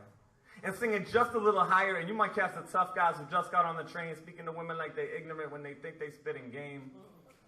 Sing it from deep down in your belly to remind those boys from where they came. Do not be afraid to sing like pouring rain, because the reason they sing in churches is because they know that music saves. So sing to free our people from every type of prison, from the bars of Rikers Island to the lies on television. And by now, y'all, she's straight up singing like a woman on a mission. So I went ahead and told her, sing because love is crazy, and sing for little babies. Sing for other women and sing to change the system. Sing because people stressing and they need to relax. Sing to bring that woman's children home from Iraq. Sing to make us listen. And sing to break tradition. If tradition only tells us that we're supposed to be quiet, we are breaking that tradition and we sing in a riot. Because we need more music in the way that we spit. I think we need more music in the way that we live. And we need more music to get us out of trouble. And we need more music to be down with the struggle. So say we need more music. We need more music. So say we need more music. We need more music. And sing we need more music. We need more music. And that is why I told her, sing like you see flowers, like you singing in the shower, like Alicia Keys magically blessed you with her powers. Sister, sing because your song doesn't have to follow orders, and no cop can ever stop your voice from crossing borders. So sing for revelation. Sing me one more song, because I got to get off at the next station. And when I do, I'm going right back into a world where so much is going wrong, and I just really, really need to hear your song. Thank you. Keep giving it up for Luke. Give it up for him.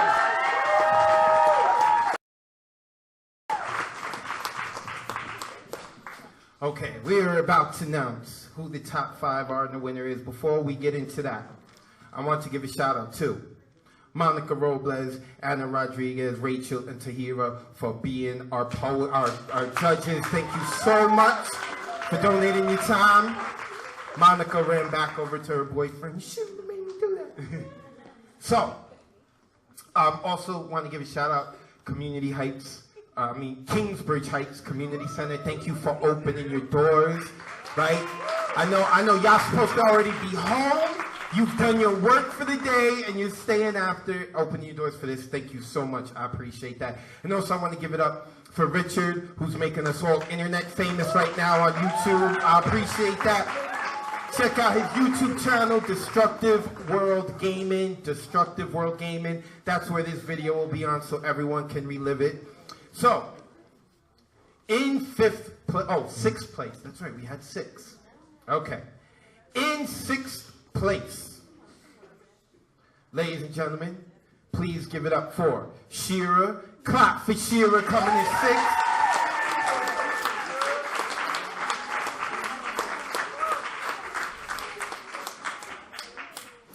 Coming in 5th place. Please give it up for Jackie. Where's Jackie? She's in 5th. Clap for Jackie. She rocked out tonight too. Now remember, the top 3 get a prize, right? The difference between 3rd place and 4th place was by 0.1 point. It is as close as you can get without it being a tie in Poetry Slam. So, in 4th place, I would like to give it up to Christian. Where's Christian? Give it up for Christian.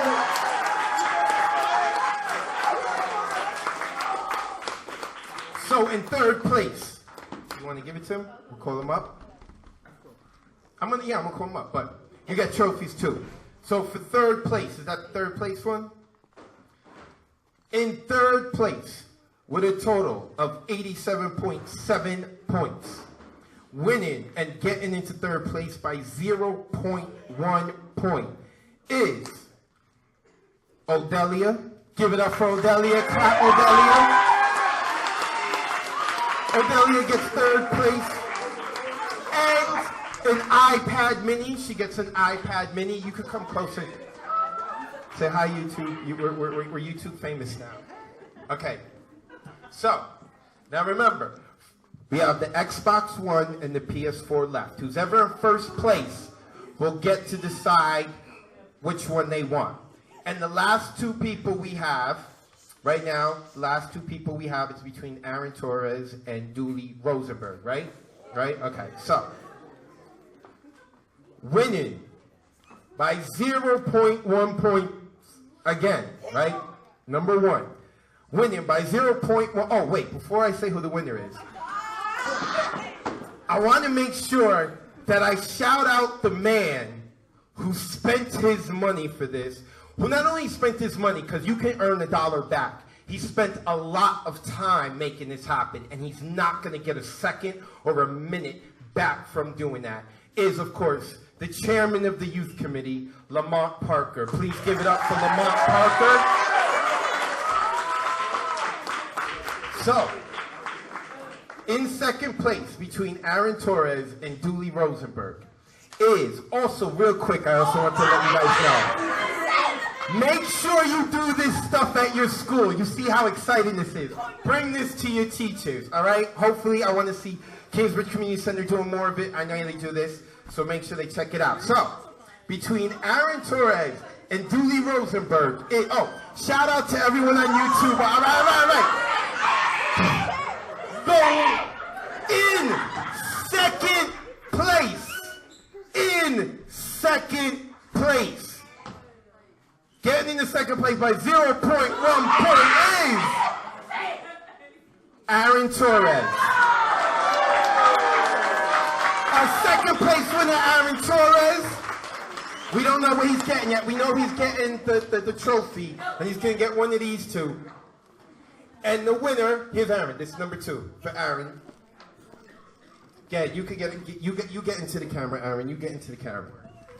You're the competitor. You're better looking me. You're younger. The crowd's gonna love you. You get into that video, all right? We gotta go viral. And in first place, the Grand Slam champion of the 5th annual Bronx Youth Poetry Slam is Dooley Rosenberg. Give it up for Dooley.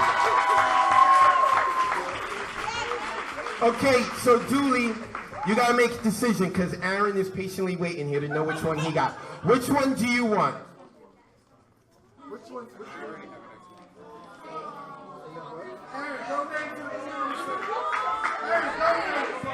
Yo! Hold up. How do you win? And you turn around like that kind of sportsmanship saying, hey, whichever one you want in second place, whatever love you want. Yo, that is so awesome. Dooley, let him choose, you gonna get it? That was big of Dooley. Hold on. Aaron got PS4. Dooley, make sure you show the video. We want to show the video real quick. I just want to make sure we get to that video. Okay. Hi, can Jackie come here? Jackie? Quiet! Listen up! Jackie, I just wanted to say I really applaud your bravery and courage, and for that, I think you really earned this. Oh! Get in, Jackie! Get into the video!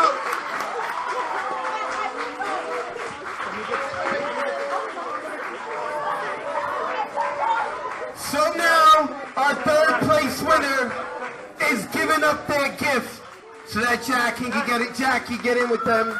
Shira, come up too. All 5 of our second round contestants, competitors. Oh, and Christian, thank you. Christian, come up here.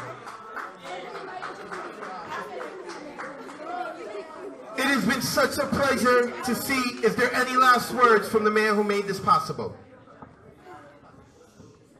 Thank you, and have a good night.